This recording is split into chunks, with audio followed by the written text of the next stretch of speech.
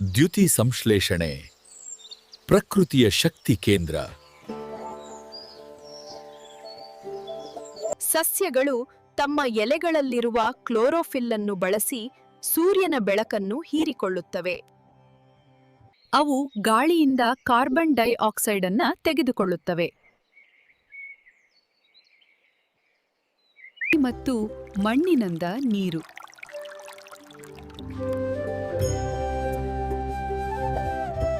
ಕ್ಲೋರೋಪ್ಲಾಸ್ಟ್ಗಳ ಒಳಗೆ ಸೂರ್ಯನ ಬೆಳಕು ಈ ಕ್ರಿಯೆಗೆ ಶಕ್ತಿ ನೀಡುತ್ತದೆ. ಇದು ಸಸ್ಯದ ಆಹಾರ ಮತ್ತು ಶಕ್ತಿ ಮೂಲವಾದ ಗ್ಲೂಕೋಸ್ ಅನ್ನು ಉತ್ಪಾದಿಸುತ್ತದೆ. ಆಮ್ಲಜನಕವು ಒಂದು ಉಪ ಉತ್ಪನ್ನವಾಗಿ ಬಿಡುಗಡೆಯಾಗುತ್ತದೆ. ಇದು ಜೀವನಕ್ಕೆ ಅತ್ಯಗತ್ಯ.